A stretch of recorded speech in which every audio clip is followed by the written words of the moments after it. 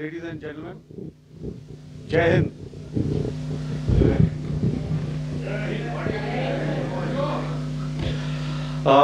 Welcome to this special press conference on Operation Sindoor. We will begin with opening statements by the three senior officers to my right here, who have been directly overseeing operations during Operation Sindoor. We have Lieutenant General Rajiv Ghai, Director General Military Operations, who will cover the aspects related to land domain. Air Marshal A.K. Bharti, to his right, Director General Air Operations, will provide insights on the air domain. And to my right is Vice Admiral A.N. Pramod, Director General Naval Operations, who will cover aspects on maritime domain. Following their briefings, we will move on to the question answer session. I now request the DGMO to commence the opening brief. Thank you, Sandeep. A very good evening to all of you, ladies and gentlemen. You are all by now familiar with the brutality and the dastardly manner in which 26 innocent lives were prematurely terminated at Pahalgam on the 22nd of April. When you combine those horrific scenes and the pain of the families that the nation witnessed with numerous other recent terrorist strikes on our armed forces and defenseless civilians, we knew that the time had arrived to make yet another compelling statement of our resolve as a nation. Operation Sindoor was conceptualized with a clear military aim to punish the perpetrators and planners of terror and to destroy their terror infrastructure. What I do not state here, of course, is the often stated determination of India and its intolerance to terror. It set into motion a very diligent and microscopic scarring of the terror landscape across the borders and the identification of terror camps and training sites. The locations that emerged were numerous, but as we deliberated more, we realized that some of these terror hubs were now bereft of any presence and had preemptively been vacated, fearing retribution from us. There was also a term of reference and our own binding, self-imposed restriction to target only terrorists and thus prevent collateral damage. There were 9 camps that you are now all familiar with, which were confirmed by our various intelligence agencies to be inhabited.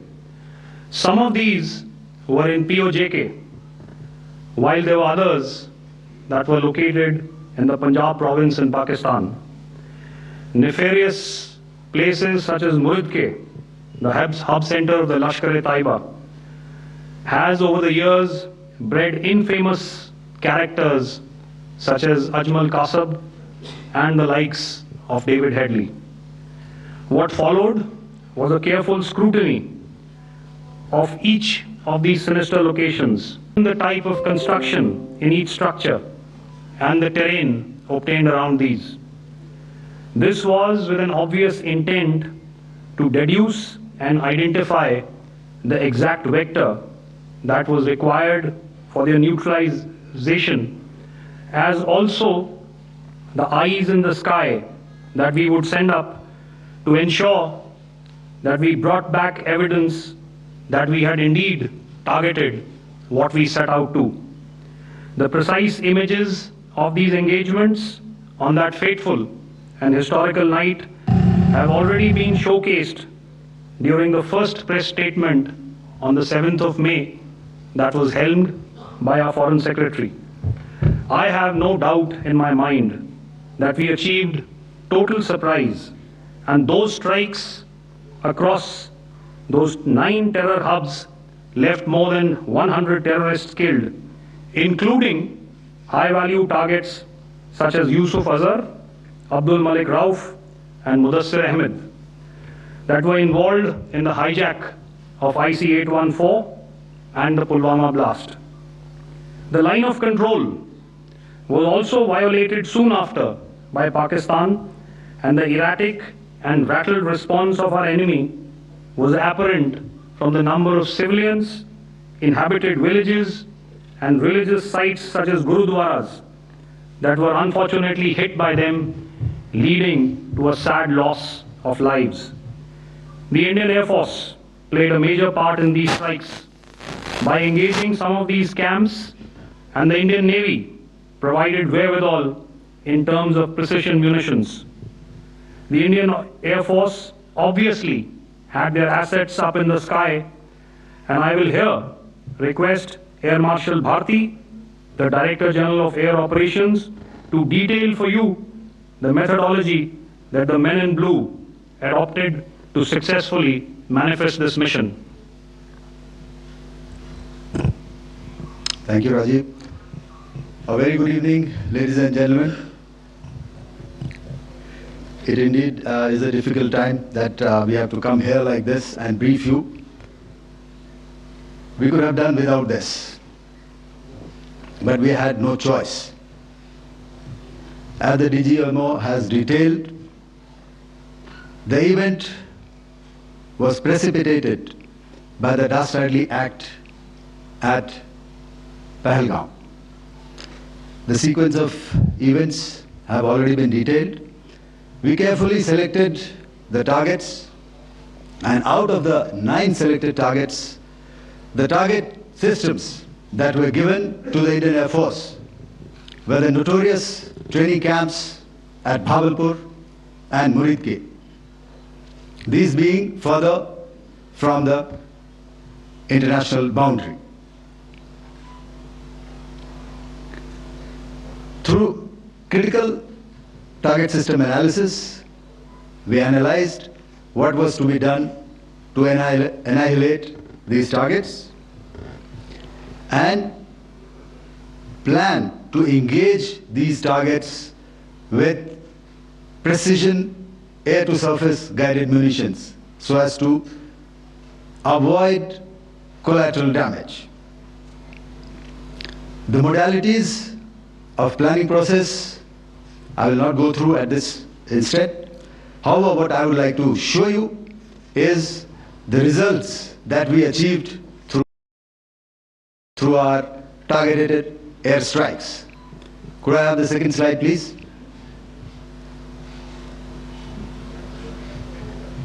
Yeah, change, please.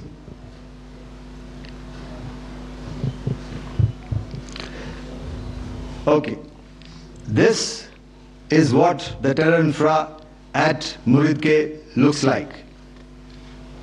If you see, north is as indicated, and to the right is east, where the international boundary lies. Could we have the next slide, please?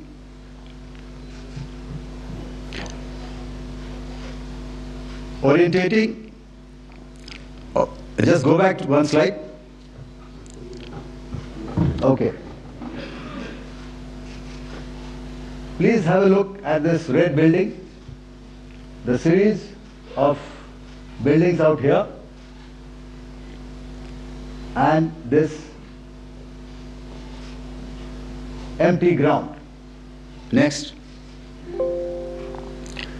If you relate, the empty ground is here, and you see this is the first weapon that is impacting. This is the impact point number 1 on Muridke training camp with our precision guided weapons on early morning 7th. Next, please. Keep your eyes glued for the second weapon coming in and the second impact on the selected target point. Next slide, please.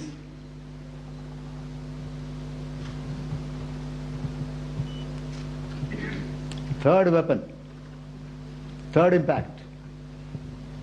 Continue. and fourth weapon, fourth impact. So through these targeted and precision targeting, we addressed the target at Murid Cave, which was the turning infrastructure. Can you hear me? All right. Okay, I'll come closer to the mic. Now we go to the next target, which is the Bhavalpur training camp. Next slide, please. Okay, just wait. So the effect, if you see, the impact point, if I can point out, this is the impact point. The ammunition has gone through the roof and it has created a blast inside, the photographs of which you would have, all of you would have seen. And the red building, after that there was this double-story building. It has been completely decimated by precision targeting. Next, please. The target system, which was in the north, a series of buildings. I will show you how it looked. Next. Completely destroyed by our precision targeting. Next. Now coming to Bhavalpur, this is the target complex that we are dealing with, a fairly large target complex. So we had to carefully choose the points that we needed to address, which were high value and which would meet our stated objectives of eliminating the terrorists. I would like to draw your attention to this red canopy, and in relation to that, I would cover the targets. One target system is a series of buildings here, other one here, and other one out here. Next slide, please. This is how it looked before, and this is how the building looked after the impact of the weapon. And orientation in relation to this red canopy, you can see here. Next, please. Before, next, and after. The roofs have completely collapsed. Next. This is the target system. Next. Precision targeting, and we have achieved our objectives here. Next. All right, so that was what we did on the 7th. Our objective was to address these two terrorist camps, and that we did with precision. And thereafter, we maintained a robust air defense posture, because remember, our objective was to target the terrorists and terrorist infrastructure, not any other infrastructure, not the Pakistani military, not the Pakistani any other infrastructure. So that is what we have maintained on the 7th of May. However, what we saw in the evening of 7th of May, we were saturated with a raid of Pakistani unmanned aerial vehicles and small drones. And these came in waves in our civilian areas, over our military installations, and all of them were successfully intercepted. Few of them did manage to land. However, there was not much damage that they did. And we have our robust counter-US hard kill and soft kill systems which did the job.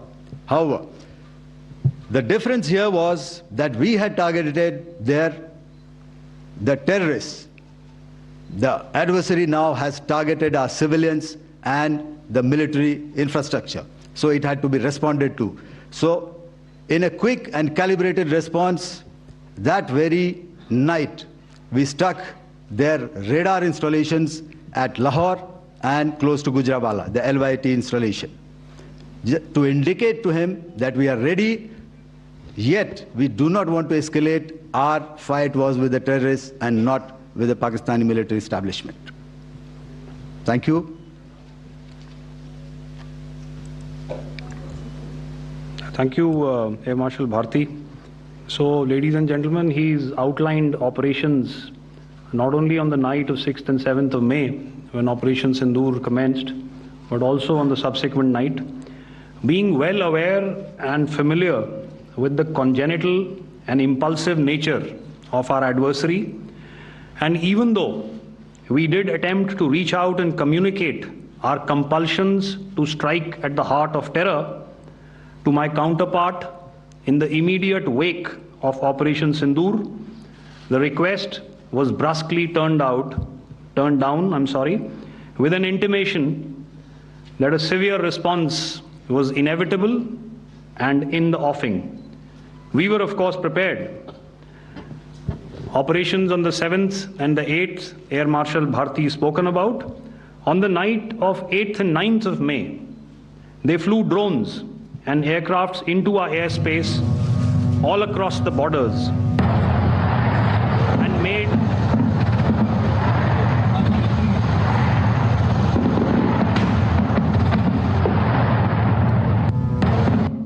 and made largely unsuccessful attempts to target numerous military infrastructure.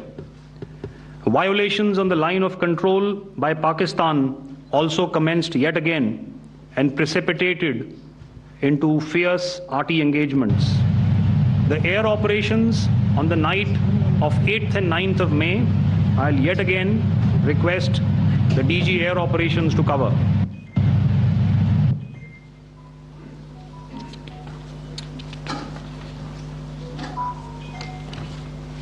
So I just covered what happened on the night of 7th and 8th.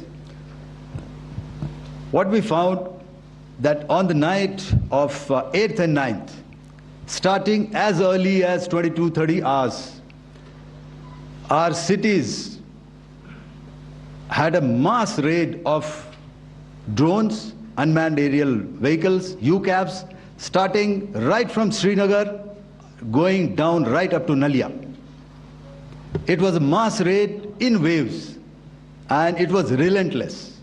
However, we were prepared, and our air defense preparedness ensured that there is no damage on ground or to any of the intended targets that the enemy might have planned for.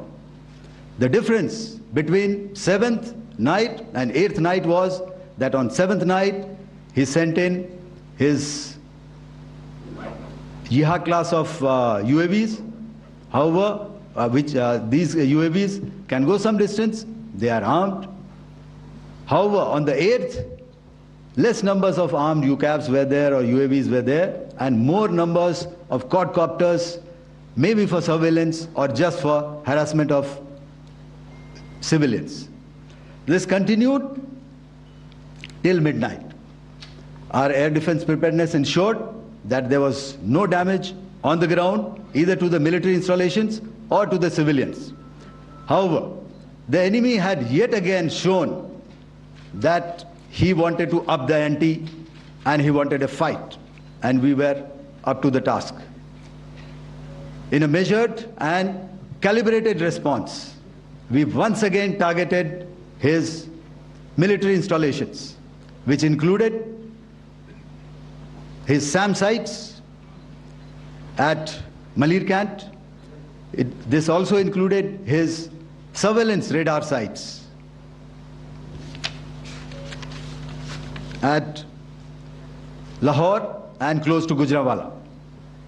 These were suitably addressed, and thereafter his drone attacks continued even till morning, which we countered, and during the daytime there was some respite.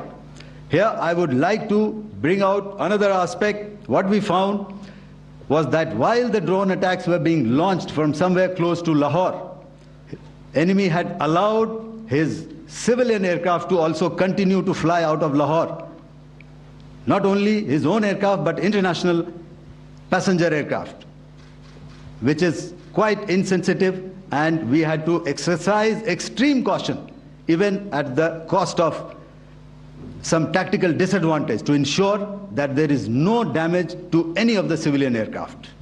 And this was also brought out in our press briefing during the day. So I will now hand over to my colleague to cover the events of 9th onwards. On land, we also undertook certain measures such as deployment of air defense and electronic warfare assets to establish an integrated grid with the Indian Air Force, and I have seen and heard some of you wax eloquent about the benefits of such an architecture when it comes to negating and combating air intrusions. We also carried out deployment to include movement of our forces in the land, sea, and air domains. The night of the 9th and the 10th of May saw similar intrusions by drones and aircrafts, and this time there was a concerted effort to target airfields and some very, very important logistic installations, albeit yet again unsuccessful and denied gallantly and efficiently, I must say, by the integrated Indian Air Force and Indian Army Air Defense. We further strengthened our deployment and also initiated some pressure points to send a very clear and unambiguous message to the other side to desist from any misadventures on land. Some of the airfields and dumps saw repeated attacks in waves from the air. All were thwarted.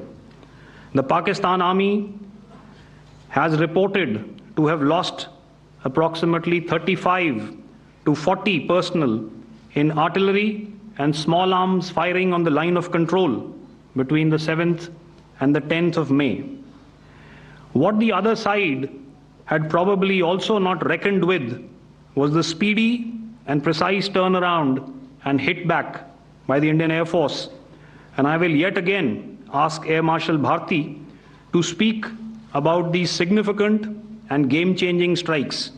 I will thereafter request Vice Admiral Pramod, my colleague and Director General of Naval Operations, to tell us about some very telling naval maneuvers in the Arabian Sea that exerted pressure on the night of 9th and 10th of May. Over to you, sir. Thank you. Commencing about 2000 hours, that is 8 p.m. local time, on 8th of May, several Pakistani unmanned aerial systems, drones, combat vehicles attacked multiple IF bases. These included Jammu, Udhampur, Pathankot, Amritsar, Bhatinda, Nal, Dalhousie, Thois, Jaisalmer, Uttarlai, Falodi, Nalia. These were almost simultaneous and they came in waves. All our AD guns and other systems were waiting for them. All these waves were neutralized by our trained crew using the air defense systems that they have, and also some of them were utilized using our legacy systems like Pechoras and IF Summer, which we have recently acquired. And some were neutralized by the Garud snipers. There was no damage on ground from these incursions and these mass raids, if I could call them, from the Pakistani side. However, following these relentless attacks on our air bases, on our forward positions, and on our civilian targets, this was time to convey some message to our adversaries. And therefore, a decision was taken to strike where it would hurt. And towards that, in a swift, coordinated, calibrated attack, we struck his air bases, command centers, military infrastructure, air defense systems across the entire Western Front. The bases we struck include Chaklala, Rafiki, and mind you, Chaklala is Islamabad, Rahim Yar Khan, Sakar, sending a clear message that aggression will not be tolerated. This was followed by strikes at Sargoda, Bholari, Jacobabad. We also struck the C2 centers at Murid, the UAE complex at Murid, Rafiki, radar at Chunia, which I will show you, Rahimyar Khan airfield, and the unmanned combat aerial vehicle hangar at Sakar. I would like to reiterate here that we have the capability to target every system at these bases and more. However, it was only a measured response to instill good wisdom to our adversary to refrain from further escalation. IF response was directed only at military installations, avoiding civilian and collateral damage. I would now like to show you some of the effects that have been achieved as a result of our air operation.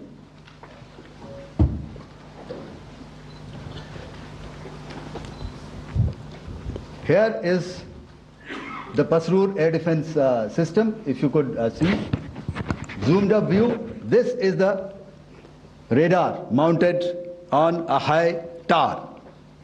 And after the strike,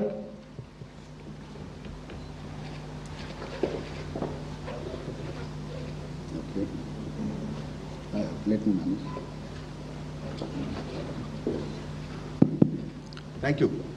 Can you hear me? Yeah, thank you. And after the strike, this is what has happened. This radar has been taken out, completely burnt. Next slide, please. The Chunia air defense radar, which was taken out on 7th and 8th. This is the radar site. A blown up photograph, once again, on a tower. Not very clear, but what you see very clearly is the after effect after we have struck. The radar head has been completely decapitated. Next slide, please. Arifwala air defense radar. In this complex, you see how it looked before, blown up image, and after really blown up. Next. Now coming to Sargodha airfield. Remember, this is one of their important airfields wherein they have a lot of assets, F-16s, other assets which they keep getting, training institutes. And we have stuck this airfield. It is not, if you zoom in here, then one impact point here on the runway and second impact point of our weapon, precision weapon on the runway.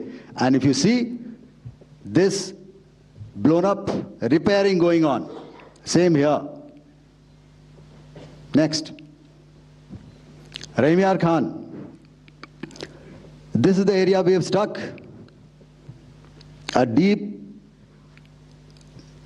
strike out here and one complex here.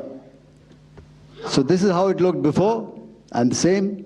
You see a big crater, another crater here, and this complex after strike neutralized. Next. Chaklala airfield, Noor Khan, once again a major air base, a lot of their logistic assets out here. This was the chosen complex that we intended to strike and convey a message. Next slide, please. This is how it looked before, and this is how it looked after our strike. Next. Sakar. We chose the radar site at Sakar. This is the radar site, and after it was struck, this is the aftermath, completely burnt out. Next, please. Aircraft shelter. This is how it looked before the strike, and this is how it looked after the strike. The roof of the buildings completely caved in and burnt. Next. Bolari airfield, aircraft hangar. This is how it looked before, and this is how it looked after the precision strike. Next. Jacobabad, aircraft hangar, and this is how it looked after. Next. So what I'm trying to convey here, ladies and gentlemen, is to start with, Our fight was neither with the Pakistani military nor with anybody else who's there on the other side. Our fight was with the terrorists. We neutralized the terrorists that we selected to be neutralized, and thereafter we only maintained the air defense posture. However, we were relentlessly pounded by waves after waves, night after night, by his UCAVs, by his drones, and by his other unmanned aerial systems. And that left us with no choice but to retaliate, and yet our retaliation was calibrated, it was graduated, and it was proportionate. Thank you.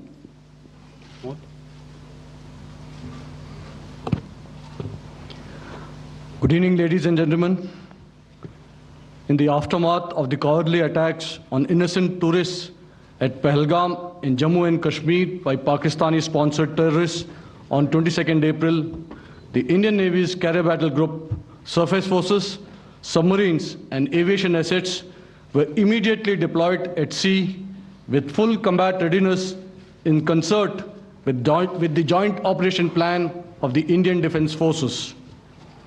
You may be aware that we tested and refined tactics and procedures at sea during multiple weapon firings in the Arabian Sea within 96 hours of the terrorist attack. The aim was to revalidate our crew, armament, equipment, and platform readiness to deliver various ordnance on selected targets precisely. Thereafter, our forces remained forward deployed in the Northern Arabian Sea in a dissuasive and deterrent posture with full readiness and capacity to strike select targets at sea and on land, including Karachi at time of our choosing. The forward deployment of the Indian Navy compelled Pakistani naval and air units to be in a defensive posture, mostly inside harbors or very close to the coast, which we monitored continuously. The Indian Navy maintained seamless maritime domain awareness throughout the duration and was entirely aware of the location and movement of Pakistani units. In effect, we had and continue to have good battle space transparency using our maritime domain awareness grid. As you are aware, our response has been measured, proportionate, non-escalatory, and responsible from day one. Accordingly, the calibrated approach considered all options, including the ability of the Indian Navy for offensive action from and at sea. As part of this escalation control mechanism, the application of force by the Navy was planned in a synchronized manner in coordination with the Army and Air Force, the highlight being teams from the three services working closely in an integrated manner. Along with the kinetic actions by the Indian Army and Indian Air Force, the overwhelming operational edge of Indian Navy at sea contributed towards Pakistan's urgent request for a ceasefire yesterday. As we speak, Indian Navy remains deployed at sea in a credible deterrent posture to respond decisively to any inimical action by Pakistan or Pakistan-based terrorists. Thank you. Samno Varna, Jai Hind. Now I'll hand over to Director General Military Operations for further proceedings. Ladies and gentlemen, on the 10th of May, in the morning, even as we were getting into a huddle to wargame the events of the previous night, a routine exercise, I received a message on hotline from my counterpart in Pakistan seeking my willingness to communicate. Since our initial aim was to strike at terror camps, and all our actions in the subsequent days were in response to the intrusions and violations by the Pakistan Air Force and its army, it was decided that I would indeed speak with my counterpart. You are already aware I've seen it being covered on national television, that my communication with the Pak DGMO was conducted at 15:35 hours yesterday and resulted in cessation of cross-border firing and air intrusions by either side with effect from 1700 hours 10th of May, after he proposed that we cease hostilities. We also decided to further speak on the 12th of May, that's tomorrow, at 1200 hours, to discuss the modalities that would enable the longevity of this understanding. However, disappointingly, and must I add, expectedly, it took only a couple of hours for the Pakistan Army to violate these arrangements by cross-border and across the line of control firing, followed by drone intrusions across the expanse of the Western Front through last night and in the early hours of the morning today. These violations were responded to robustly and dealt with as they must be. We have earlier today sent another hotline message to my counterpart highlighting these violations of the understanding between the DGMOs on the 10th of May and our firm and clear intent to respond to these fiercely and punitively, if repeated tonight, subsequently, or later. In this regard, I must inform all of you that the Chief of Army Staff has earlier today conducted a security review and has granted full authority to our Army commanders for counter-actions in the kinetic domain in case of any violation by Pakistan. In the end, I pay my solemn homage to my 5 fallen colleagues and brothers from the armed forces and civilians who have tragically lost their lives in Operation Sindoor. Our hearts go out to the bereaved families, and we express our solidarity to them in this lifetime and beyond, at this grave juncture in their lives.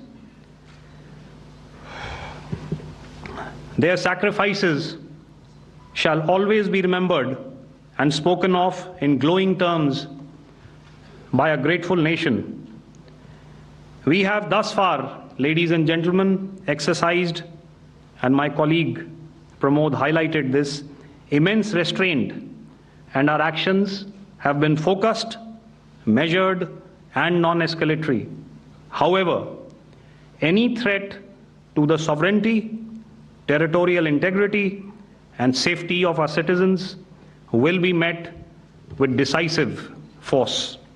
Jai Hind. Okay, ladies and gentlemen, we are now open for questions. All right, now since I would not know all of you, I would expect you to please raise the placard or your hand, and once I indicate, I expect you to please give out your name and the media group that you belong to. Keep your questions short so that we can take as many questions as possible. Also, ladies and gentlemen, kindly bear in mind that confidential aspects may not be answered by the 3 DGMOs. Right. I've got a lot of hands there. Let me start from the left. Left foot always in front when we start marching. So here we have to the left, okay. Yeah, 238. Hello. So this is Manas Pratimhuyan from PTI, Press Trust of India. So the understanding that was reached yesterday on stopping the military operations and actions, was it for just 3 days? And what would be the cost escalation if there is violation of this understanding by the Pakistani side? And my subsequent question would be that we have a kind of ceasefire agreement with Pakistan that was finalized in 2003. So will there be some kind of similarities in frameworks between the two kind of understandings, 2003 ceasefire agreement and the current understanding on stopping military operations? And again, what are the cost that will be incurring on Pakistan if Pakistan again resorts to this kind of terrorist activities, because we have made it very clear that the cost will be very high. So I would like to have your thoughts on it. Okay, so I'll answer the latter part of the question first. I also want to add that while the initial ceasefire agreement, as you correctly pointed out, is of the 2003 vintage, but I must remind you that in 2021, in the month of February, and this was then when the crisis in eastern Ladakh was also on, the two DGMOs had spoken and arrived at a ceasefire understanding that lasted right up until this unfortunate attack at Pahalgam. Once our Foreign Secretary had announced the decisions of the CCS in the immediate wake of that attack, he had announced certain measures, and then of course Pakistan had in turn made its own announcements. Since then, there have been certain violations of this ceasefire understanding, and of course after the 7th of May, like I pointed out during my statement, that there have been numerous violations on the line of control especially, and of course along the international boundary by the Pakistan Army and the Pakistan Air Force. This understanding that we spoke about yesterday, no, it was not for 3 days.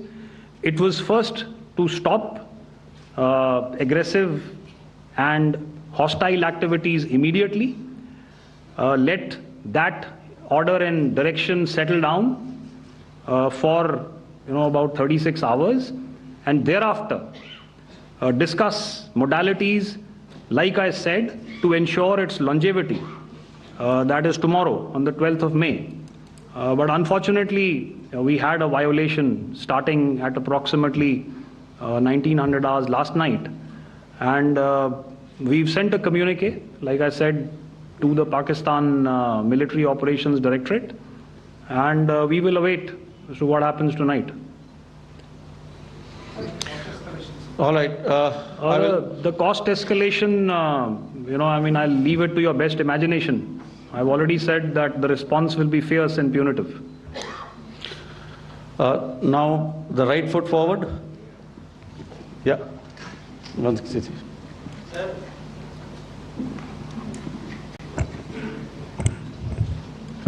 Sir, I am Ajit Dubey from ANI, sir. Sir, my question is that you talked about the loss of lives to the Pakistan Army, that was around 35 to 40 kills secured by the Indian Army. Sir, can you tell us what would be the total loss of life to the Pakistan Army in both Army and Air Force attacks, sir?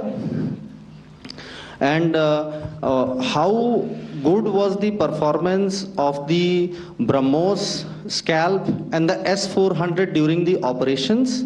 And sir, since we have sir, just one line. No multiple questions, please. Sir, all right. And since sir, we have achieved such a spectacular, we have made good achievements in this entire operation, can we say that we have emerged victorious, or we have a big upper hand over the Pakistanis in this entire conflict? Thank you very much, sir. So I'll answer the question about the loss of lives on the other side. Of course, there are various means to ascertain that number. There is information from various agencies that come in. There are, of course, on the line of control, other ways to find out as to what has been the effect of what you are doing there in ceasefire violations. So therefore, I mentioned 35 to 40 on the line of control, and please remember that once Operation Sindoor was launched, the responses of the Pakistan Army were also on Indian Army or the Indian Armed Forces infrastructure. Let me put it that way. So that's why I did not cover casualties of the Pakistan Army, at least in the initial phases of battle, because those were not our targets. Our targets were terror-oriented, and of course later, once they launched air intrusions and air operations on our infrastructure, we've used heavier weapons, and of course there would have been casualties, but those are still being assessed. The effects of the weapons that you mentioned, I will request Air Marshal Bharti to apprise all of you about those. Good evening, Mr. Sujit. How are you? Ajit. Okay, we're meeting after some time. I never mentioned about any of the weapons that we used. Check. Okay. What I was saying, that I never mentioned of any of the weapons, the caliber that we used. All right, so we'll leave it at that. Those are matters of operational details which I would not like to go into. But suffice to say that whatever methods and whatever means we have chosen, it had the desired effects on the enemy targets. How many casualties? How many injuries? Well, to start with, our aim was not to inflict casualties, but in case there have been, it is for them to count. Our job is to hit the target, not to count the body bags. And the last part of your question, I wonder if you read out the tweet on ADG-PI at midnight once we'd done what we had to in Operation Sindoor. And that's credit to my friend here on the left. Justice has been served, Ajit. That is all that I will say. Ajit, I'll request you to, refrain putting words into his mouth. All right. Yeah, I'll come back to the left. 147.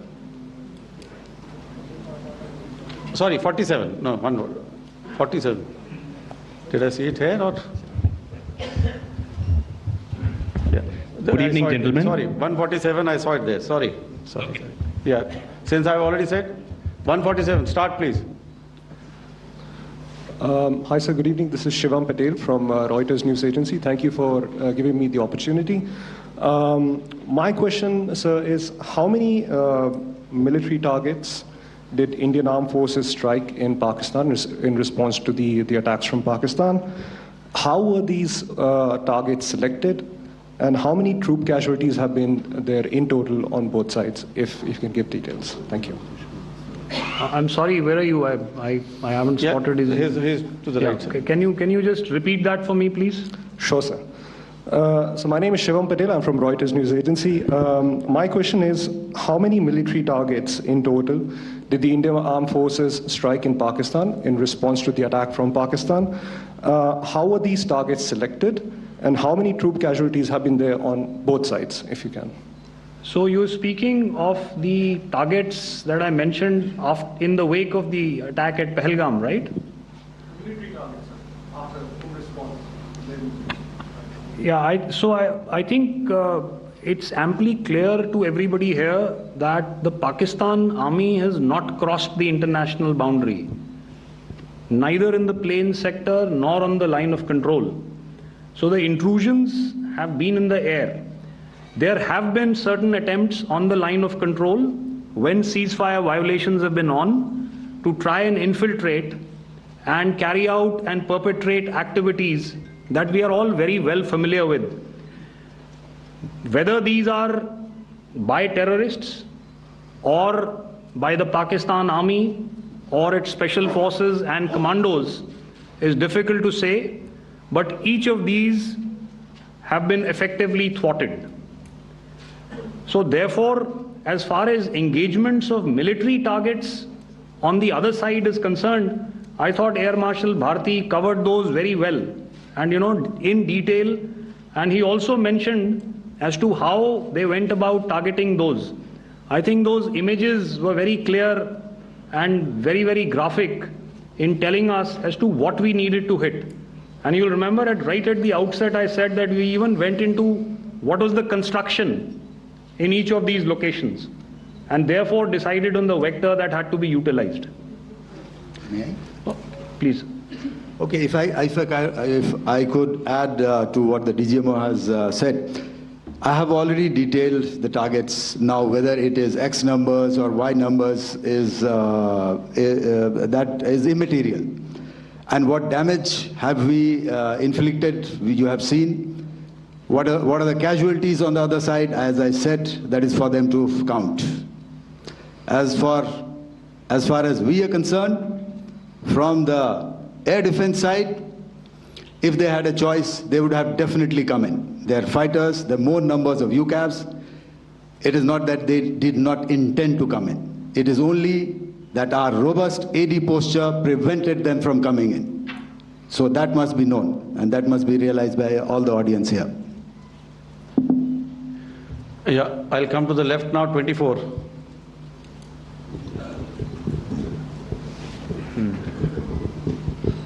Good evening, sir. This is Anvesh Rath from Z.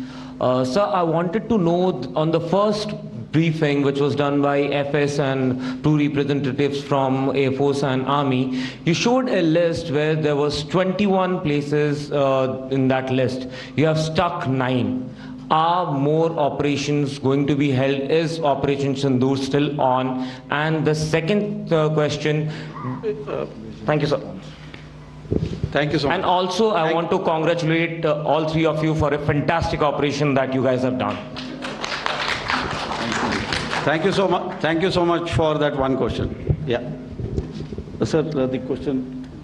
Unfortunately, Rath, is that your name? I'm sorry. You know, as far as operational details are concerned, I am not in a position to share those right now. But I think I'll take a cue from Pramod. You know, he said towards the end that the Indian Navy is still in a posture that is deterrent. And I have already made it very clear towards the end of what I said that it's only a couple of hours ago that the Chief of Army Staff has carried out a security review, and he's authorized our Army commanders to deal with violations of any kind from across the borders in a manner that they deem fit. So again, to reiterate, the response will be fierce and it will be punitive.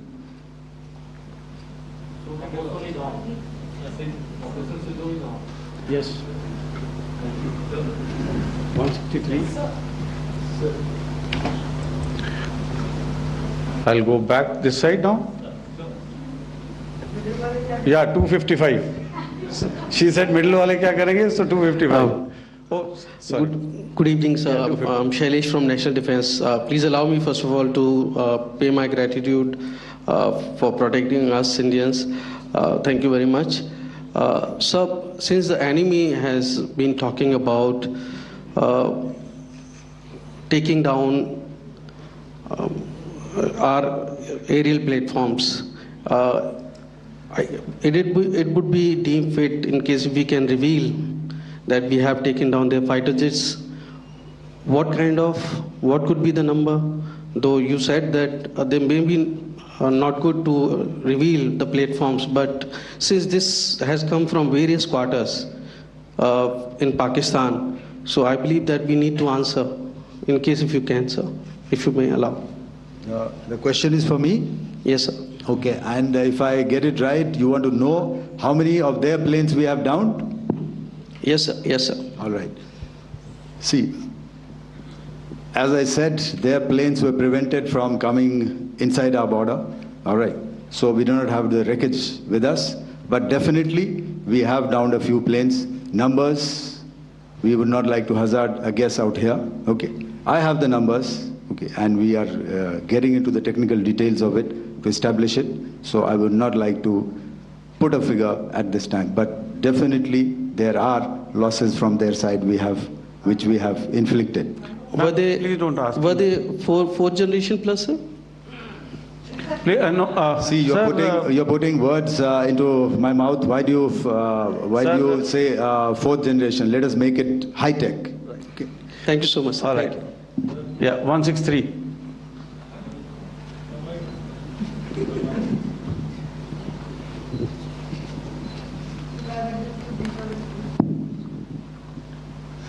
Sir मैं मंजीत नेगी हूँ आज तक से। मेरा सवाल ये है कि इस पूरे ऑपरेशन में जो आतंकी ठिकानों को निशाना बनाया गया, क्या नंबर्स कुछ बता सकते हैं कितने आतंकी मारे गए? कुछ नाम सरकार मतलब कुछ नाम मीडिया में आए भी हैं जो बड़े उसके मास्टरमाइंड थे।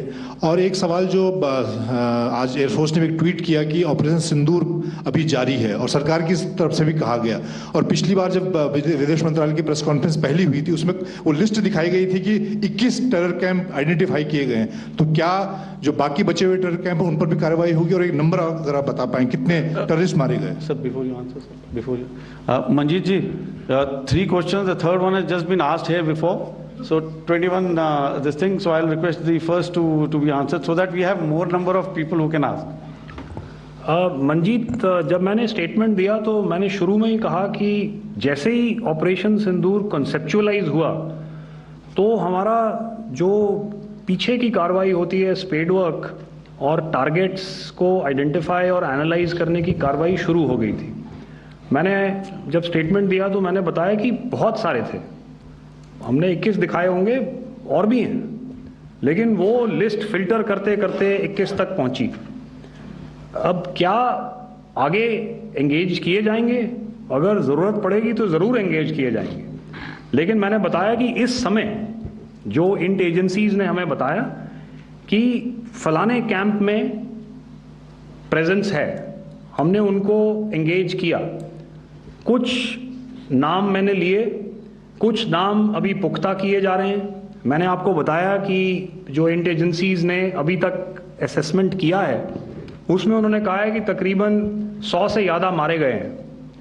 और एक आज आपने तस्वीर भी देखी कि काफ़ी प्रोमिनेंट जो फ्यूनरल था, काफ़ी प्रोमिनेंट एक जो हस्ती हैं वो ऑर्गेनाइज कर रहे थे, और उस फ्यूनरल में और कौन कौन लोग अटेंड कर रहे थे वो तो आपने देखा ही।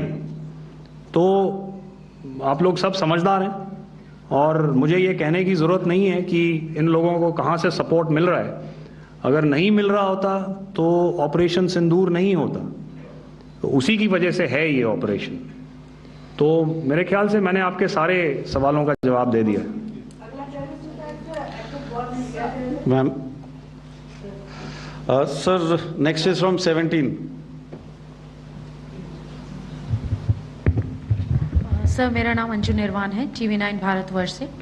सर मेरा सवाल ये है कि ऑपरेशन सिंदूर में हमारी जो इंडियन नेवी है उसके बारे में सर थोड़ा सा बताएं कि किस तरह की उसकी भूमिका रही, क्योंकि हमने इस दौरान सर देखा कि बहुत सारी स्पेकुलेशन भी रही और ये बोला गया कि कराची तक हमारी नेवी ने ऑपरेशन किया है। तो सर इस पे थोड़ी सी क्लैरिटी चाहिए।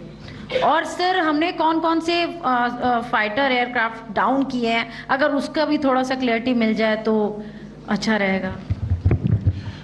तो मैं आपका पहले सवाल का जवाब दूंगा।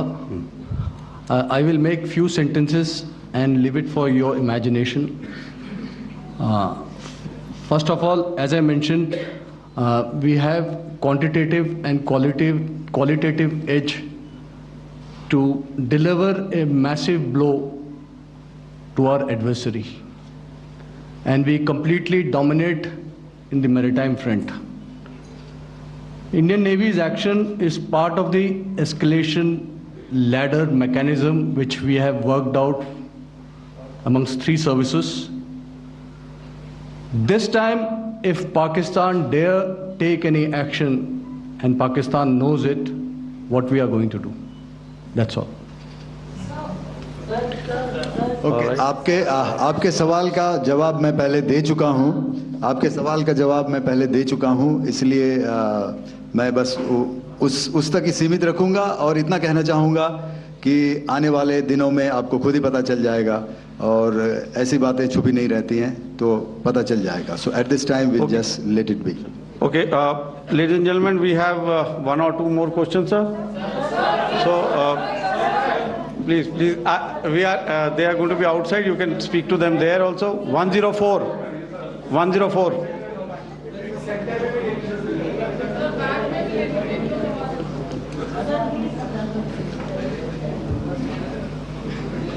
I think. Yeah, ask. Sir, Dinakar with the Hindu newspaper. Are you surprised that you got this question? No, sir. I'm waiting for the Bristol.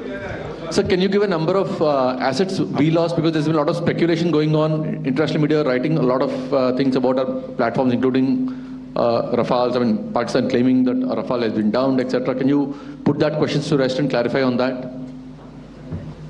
I guess that question is for me. All right, I'm happy that you've asked this question. You know, we are in a combat scenario, and losses are a part of combat. The question that you must ask us, okay, and indeed that we must ask ourselves, you inclusive, is have we achieved our objectives? Have we achieved our objective of decimating that terrorist camp? And the answer is a thumping yes. And the results are for the whole world to see. As for the details,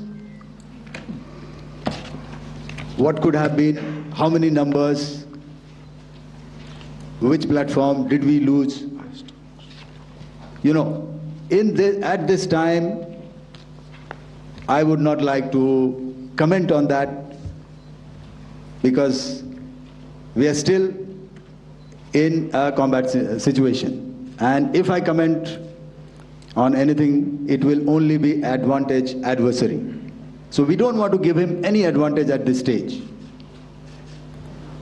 All I can say is that we have achieved our objectives that we selected, and all our pilots are back home. Thank you. Okay, hold, please don't, please be civil here. So we'll have 220 now. Sir, hello sir, this is Anita Chaudhary sir from Swadesh newspaper. मेरा सवाल है, क्योंकि ये हमारे जो पहले जो action रहा वो आतंकवाद के खिलाफ रहा, तो आतंकवाद में अजहर मसूद की तरफ से एक बयान जारी किया गया था जिसमें उन्होंने कहा कि हम इसका बदला लेंगे और जाल रुलाएंगे। तो क्या अगला, अगर खुदा न खास्ता अगला टेरर अटैक किसी भी तरह का होता है, तो क्या उसे एक्ट ऑफ वॉर में हमारी तरफ से लिया जाएगा और उसका क्या माकूल जवाब दिया जा सकता है? मेरा इसमें सिर्फ एक ही जवाब है आपके लिए कि हमने अपनी कार्रवाई करी। हमने उसके बाद मैंने अपने स्टेटमेंट में भी बताया कि ये कम्युनिकेट करने की कोशिश करी कि हमने इस तरीके से ये जो स्ट्राइक्स हैं वो क्यों की। लेकिन जो हमारा एडवर्सरी है उसने जैसे मुनासिब समझा वो कार्रवाई करी। तो आपने देखा कि ये जो एक्टिविटीज़ चल रही हैं 3-4 दिन से, ये कोई वॉर से कम नहीं है। नॉर्मल सर्कमस्टांसेस में एक दूसरे देश की एयर फोर्सेस हवा में नहीं उड़ती हैं और एक दूसरे के ऊपर स्ट्राइक्स नहीं करती हैं। हर रात इंट्रूजन्स नहीं होते हैं। लाइन ऑफ कंट्रोल पर सीज फायर वायोलेशंस, आपके एक साथी ने सवाल पूछा था शुरू में, एक सीज फायर अंडरस्टैंडिंग था, वो भी जा चुका है। उस सीज फायर अंडरस्टैंडिंग के जाते जो फायरिंग हो रही है लाइन ऑफ कंट्रोल में, उसमें घुसपैठ की कोशिश हो रही है। आमतौर पर ये घुसपैठ लाइन ऑफ कंट्रोल में टेररिस्ट करते हैं, लेकिन हमें इंफॉर्मेशन है कि हो सकता है ये पाकिस्तान आर्मी की टोलियां भी हों जो हमारे पोस्ट के ऊपर खामी पहुंचाने की कोशिश कर रही हैं। तो ये सारी एक्टिविटीज़ तो वॉर में शामिल हैं। तो ये कहना मुश्किल है कि आगे क्या होगा, वो स्पेक्यूलेटिव जोन में आ जाता है और मैं स्पेक्यूलेट नहीं करना चाहता हूँ। हर एक सिचुएशन अलग होती है और उससे एक तरीके से डील किया जाता है। सर मैं एक सवाल इसका मैं जवाब देना चाहता हूँ, एक मिनट। सो जो मिलिट्री होता है, our main job is to prevent war and maintain peace and stability. So it is not that our response is a graded response. That means अगर किसी ने किया तो उसको ग्रेडेड उसमें किया। टेररिस्ट एक्शन हुआ तो what we did is a terrorist action and we destroyed all the terrorist camps. उसके बाद आपने देखा कि उनने थोड़ा सा कोशिश किया तो हमारे एयरफोर्स एंड आर्मी ने क्या किया, तो मिलिट्री टारगेट्स हैं उनको उनके ऊपर थोड़ा. So our aim is to maintain peace and tell the our adversary that you do this and the response will be bloody. Okay, now as per the, please, we'll have 166 and 25, and after that, no more, please. Sir, this side. Ladies and gentlemen, please maintain, sir, I this side, request you to sir. please be quiet. Jal Ghai? No. This side, sir. We have only two Sir, questions left, 166. Yeah, please start. So I'm Rahul Singh from Hindustan Times, sir. So you were totally on top of the game in the kind of losses you've inflicted on the enemy. I mean, we saw those slides and everything. So it kind of comes across that you were batting it 99 and you decided to declare your innings. What are your thoughts on that, sir? And do you think, are you weighing the option of the Pakistan army using this time, buying this time of the so-called ceasefire or the understanding? And you talked about how they could not be trusted. So buying time to kind of build up their war reserves, getting stuff from their friends like Turkey or China, are we considering that possibility, sir? Look, see, the call came from the Pakistani side to speak about cessation of hostilities. What pauses mean during such conflicts is known to everybody. You know, I don't want to go into the pros and cons of how preparation for war is made. You know, that is a process in itself.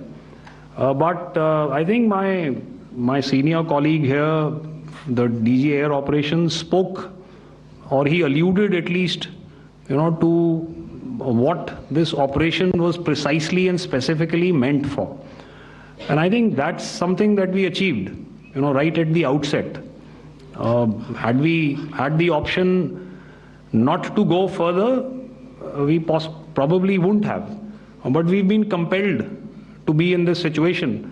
And as you've seen, the armed forces of India, and you know, you've got the three Director Generals sitting here, we are always prepared to face any eventuality. And like I said, that's for the sovereignty, the territorial integrity, and the safety of our citizens. So whatever has to be done will be done. You know, I'm not so concerned about what Pakistan will do in this time. I'm only concerned about what we will do. We have a roadmap and a plan, and we will follow it diligently, and we will follow it to the T. You know, that's the contention that I want to make here today. Ma'am, please. Okay, the last question, and ma'am, 25. She has been she's been asking since the first one. Sir, I'm Nandita. Sir. She's not asking a question. Sir, I'm Nandita Dagar, DGAR from DD News and DD India. Sir, I wanted to ask you that my question is to General Ghai. Sir, you spoke to your counterpart yesterday and the Pakistani counterpart. Sir, what is the Indian Army's assessment that despite that agreement, that talk that you had, despite that agreement coming into effect at 1700 hours yesterday, why did they violate it? And number two, yesterday at the Joint Defense Ministry and Foreign Ministry briefing, Wing Commander Vyomika Singh and Colonel Sophia Qureshi had told us that we have cited the Pakistani troops amassing at the borders and at